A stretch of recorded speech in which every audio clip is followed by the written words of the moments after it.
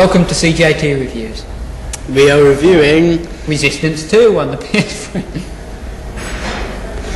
Let me talk, I don't. Oh, you complaining about it, start talking, and when I actually start to take charge, that's when you moan at me.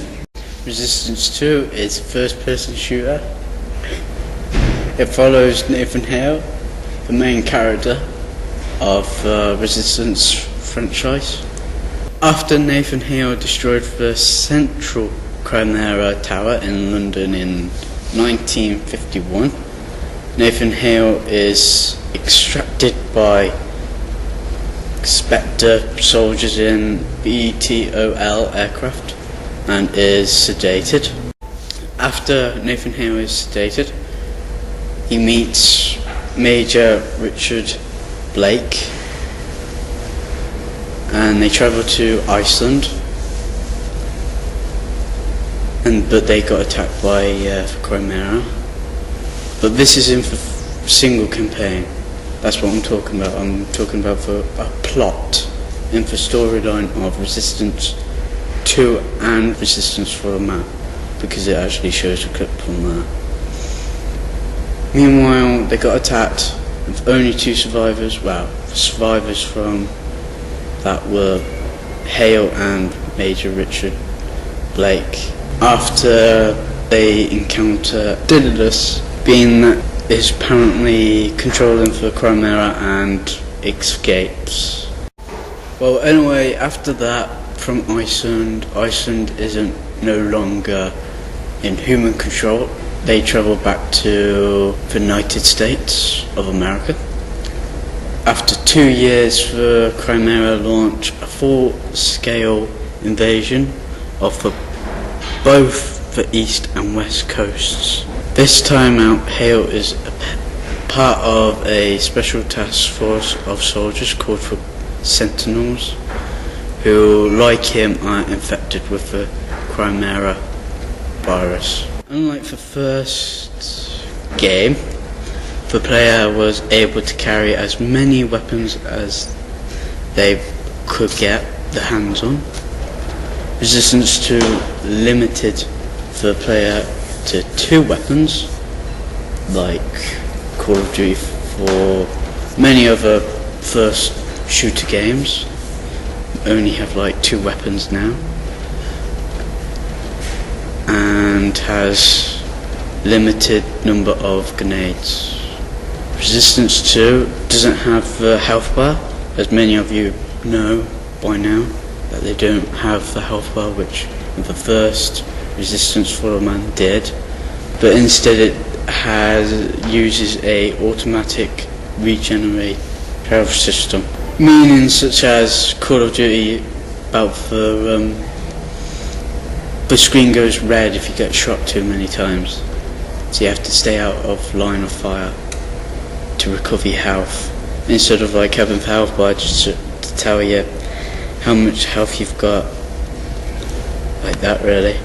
There's 4 types of grenades in Resistance 2. There's the headshot grenade, the normal frag grenade, there's the spider grenade, and the F-fuel grenade. Yeah. And basically, the normal frag grenade is just like all of the other shooting games. It's just a basic grenade. The headshot grenades, it like when it blows up, it like splits off. Yeah.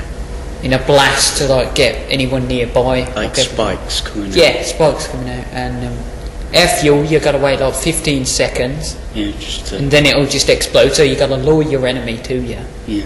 And then it'll explode them. And spider grenades. What are they? Spider grenades are fucking good. Stop fucking wrecking the review! Spider grenade is, well, it could be when you throw a grenade it could launch out fire. Like a pool of fire. Instead of like water, it's just fire in a way. Like one of those like glass bottles where you throw something and then it just spreads all out over the place. Like that really.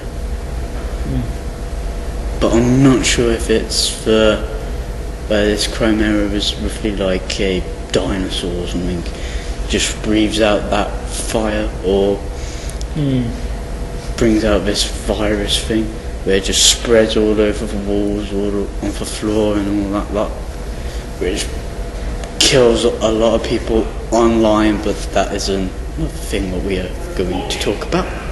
Another big feature of Resistance 2 is the multiplayer, which goes into two categories, cooperative and competitive. The cooperative play, it's where you play with friends either offline or online to do missions. Now the online is, you go with, I think it's 8 players altogether. You just like team up, work together like with the different classes, with medic, people health and stuff like that. You got the spec ops, which like gives you ammo and stuff like that. And the normal soldier, which is just basically the normal shooting class.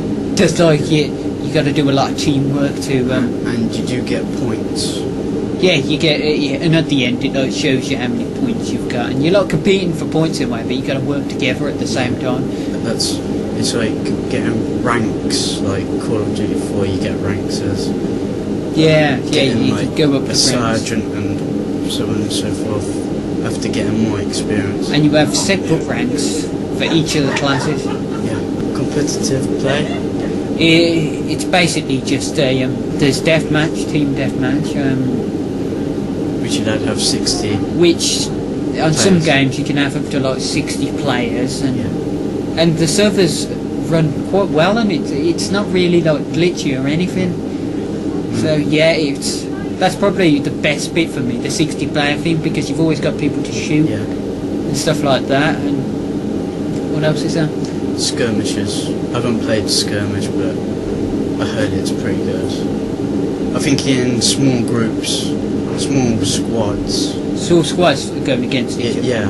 Oh yeah, that's it. That's real small, not like 60 odd people. Like a few people on each team. Yeah. And there's a core control, which is technically capture the flag. Oh yeah, it's you got known as that. Yeah. And everyone knows the basic capture the flag. Yeah. Deathmatch is just like everyone against each other, just shooting each other, and not the winners the most kills and stuff like that. I'd say most of all, team deathmatch is probably the most popular with like the 60 players. It's a really good mode. The tip is, I would say, to look on for a radar a lot when you're against them. To scout out your enemies' positions. And I would crouch down all the time because they wouldn't expect it. Yeah, they'll expect you to just be right in front of them, and if you're down, they'll have to adjust the aim, and then you can just kill them in that time. So yeah, that's Chris's top tip. Yeah. There is offline as well. Oh yeah, the split screen, which is basically, I think it's is it up to 4 players? Yeah.